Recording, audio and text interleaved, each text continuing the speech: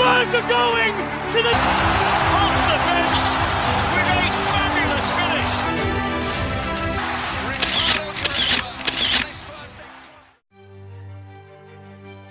Ketika peluit panjang dibunyikan di akhir musim dan para pemain Arsenal kembali berjalan lesu tanpa trofi, banyak yang menduga musim itu akan kembali menyakitkan. 1 dekade lebih sejak terakhir kali mereka juara, klub asal London Utara itu mengangkat trofi Premier League. Dan sekali lagi mereka harus puas jadi penonton pesta. Namun ada sesuatu yang berbeda di musim ini.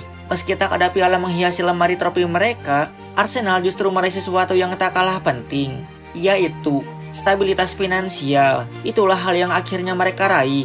Dan bukan hanya stabil, tapi juga mencatatkan laba bersih.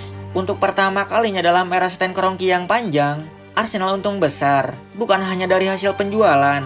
Ini adalah pencapaian langka di era sepak bola modern. Apalagi untuk klub yang bersaing di level tertinggi Eropa, dengan anggaran transfer besar dan tekanan luar biasa ketat, Arsenal bukan hanya tim yang tampil indah bermain, tapi juga klub yang rapi dan kuat secara finansial.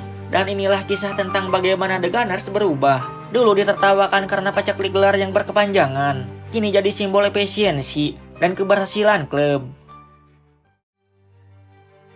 Sejak kepergian Arsene Wenger dan diambil alih oleh Kroenke Sport and Entertainment pada tahun 2018, Arsenal telah berada dalam masa transisi panjang dan melelahkan.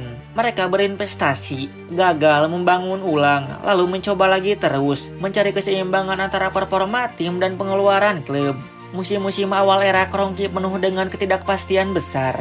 Manajer silih berganti, pemain datang dan pergi begitu cepat. Hasil di klasemen pun naik turun tanpa arah jelas. Namun ada satu hal yang tetap konsisten dan kuat. Niat KSE menjadikan Arsenal mandiri secara ekonomi penuh. Dan pada musim 2024-2025 hasilnya mulai tampak jelas.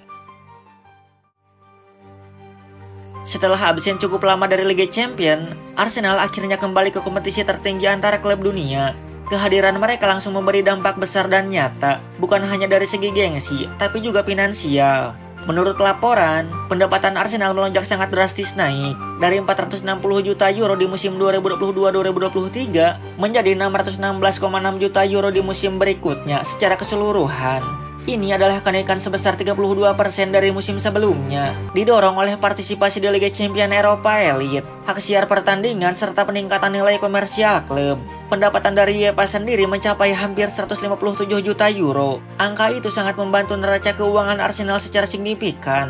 Tak heran jika klub seperti Arsenal membidik Liga Champions. Bukan hanya soal piala, tapi juga stabilitas finansial. Liga Champions adalah kasta tertinggi ekonomi sepak bola, tempat di mana klub-klub besar mengamankan masa depan mereka. Pendapatan dari hari pertandingan meningkat sangat tajam. Pencapaian angka fantastis, total sebesar 131,7 juta euro penuh. Emirates Stadium selalu penuh sesak di setiap pertandingan kandang. Tiket musim habis terjual jauh sebelum musim dimulai.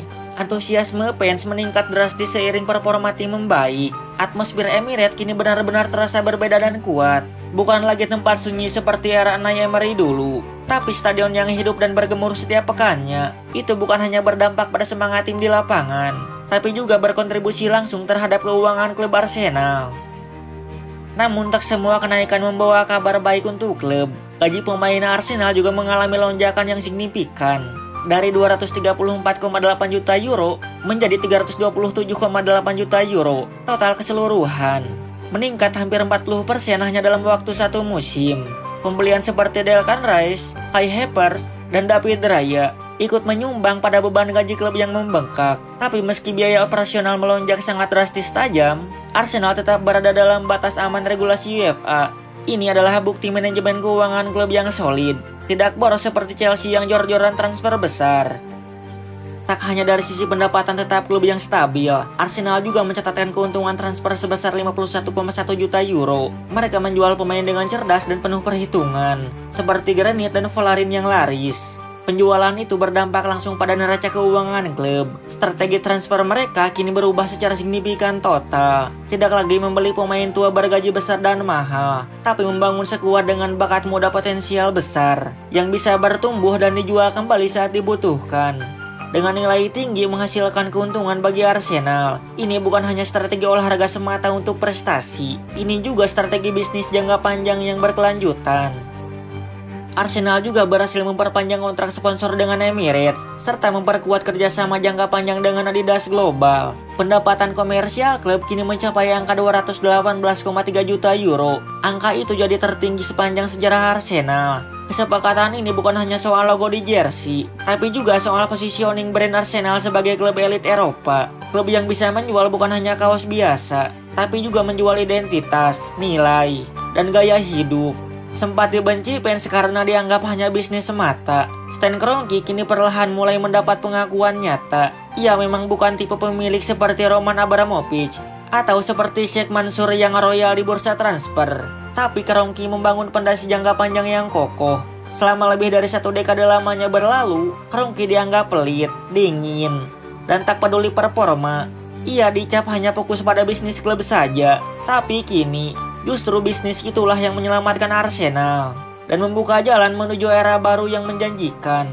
Perlu diingat, semua ini tak berhasil tanpa satu nama. Nama kunci itu adalah Mikel Arteta, sosok sentral klub. Ia bukan hanya pelatih kepala, tapi juga arsitek identitas. Arteta bicara pada pemain, fans, bahkan direksi klub langsung. Ia jadi penghubung sisi olahraga dan sisi bisnis klub. Di bawah Arteta, Arsenal akhirnya memiliki arah yang jelas. Dan arah itu sejalan dengan stabilitas finansial klub sekarang. Banyak yang berkata, percuma kaya kalau tidak juara. Tapi Arsenal membuktikan langkah mundur bukanlah sebuah kegagalan, melainkan pondasi untuk lompatan besar menuju masa depan. Di musim 2025-2026, Arsenal siap bersaing di papan atas. Bukan cuma bersaing, tapi juga siap investasi lebih agresif. Dengan kondisi keuangan yang sehat dan struktur yang stabil, trofi memang belum datang. Itu kita semua akui jujur. Tapi saat klub lain sibuk akali aturan finansial, Arsenal justru siap menyalip lewat jalur legal elegan. Dulu Arsenal sering disebut klub mediocre yang sok elit. Fans lawan menertawakan semangat mereka yang tanpa gelar. Tapi kini, para rival mulai memperhatikan Arsenal secara serius. Bukan karena hasil di lapangan saja yang memukau, tapi karena angka-angka yang bikin klub lain iri. Di dunia sepak bola modern, juara memang sangat penting, tapi bertahan hidup dan terus tumbuh jadi keharusan utama. Arsenal mungkin belum jadi raja trofi paling bergengsi, tapi kini mereka adalah raja neraca keuangan. Dengan kombinasi pelatih muda dan skuad penuh harapan, serta pondasi ekonomi kuat yang dibangun dengan hati-hati, bukan tak mungkin gelar akan datang lebih dari satu. Dulu ditertawakan karena puasanya finish 4 besar. Ini Arsenal jadi klub yang wajib diperhitungkan semua, baik di lapangan, di bursa saham, maupun se-Eropa.